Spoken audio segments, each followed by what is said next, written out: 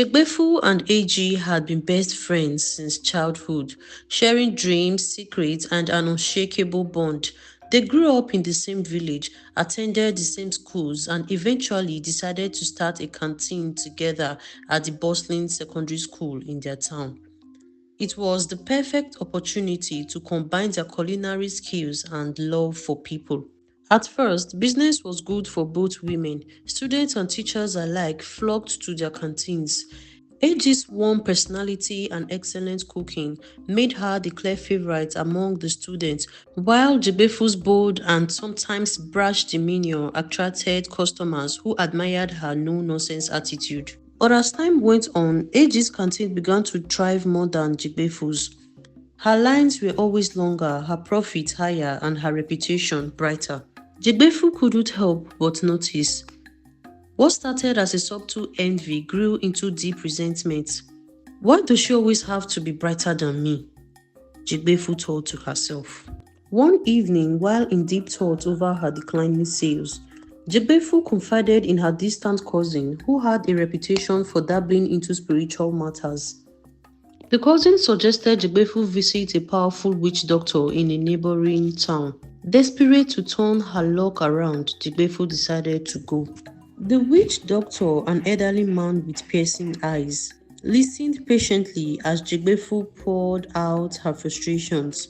He then handed her a small pouch containing a mixture of powders and herbs and instructed her to sprinkle it into her urine and then cook with it.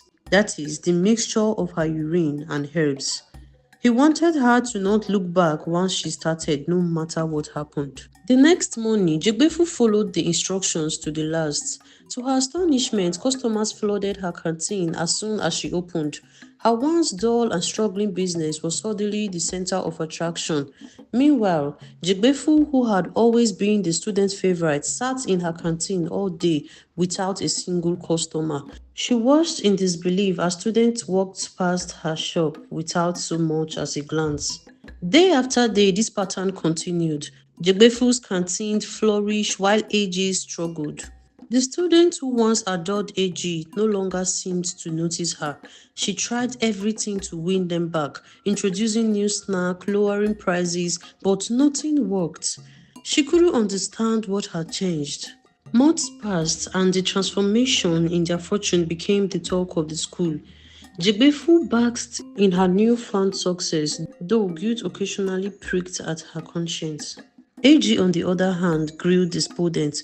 Her once vibrant spirit was now overshadowed by sadness and confusion. She couldn't shake the feeling that something unnatural was at play. Jegbefu's cousin, who had initially introduced her to the witch doctor, found herself in financial distress. She had lost her small business due to poor decisions and needed urgent help. Desperate, she reached out to Jegbefu, expecting that the woman she had helped gain success, although through dubious means, would return the favor.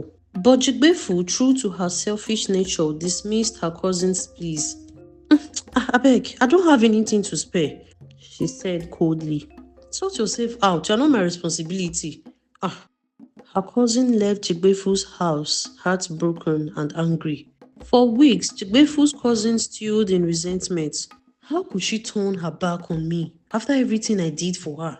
Hey, okay. The more she talked about it, the more determined she became to expose Jegbefu's secrets. If Jegbefu wasn't going to help her, she would make sure everyone knew the truth.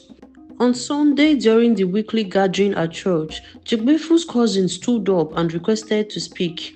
Her voice shook with emotion as she recounted the entire story, how Jegbefu had gone to the witch doctor, the rituals she performed, and the spiritual harm she caused to Eji and the students. The whole congregation was in shock, and murmurs filled the church. Eji sat frozen, tears streaming down her face as she realized the depth of Jegbefu's betrayal. The village erupted in outrage. Parents began to panic, worried that their children might still be under some spiritual influence. Father Omolumen, the church parish priest, calmed everyone and suggested they organize a mass deliverance prayer section for all the children who had eaten Jegbefu's food. The next day after prayers, the villagers, led by Eji and the parish priest, marched to Jegbefu's house. They wanted her to answer for her actions and to ensure she wouldn't harm anyone else. The protest grew louder as they approached. But when they arrived, they found her house empty. The windows and doors were left open. A neighbor stepped forward and revealed that Jegbefu had been seen leaving in the dead of night with a large bag. She had fled, abandoning everything. Jegbefu's sudden disappearance left the villagers both relieved and baffled. No one ever heard from her again, and her canteen was quickly taken by someone else. The students avoided it, preferring Eji's food, which had once again become the most beloved in the school. Eji's business flourished like never before. She expanded her menu, added a seating area, and became known throughout the region for her warm demeanor and delicious food. Her faith and resilience had not only saved her business but also strengthened her reputation as a kind and trustworthy person. As for Jegbefu, she had become a cautionary tale in the village, a story parents told their children about the dangers of envy and the consequences of dishonesty.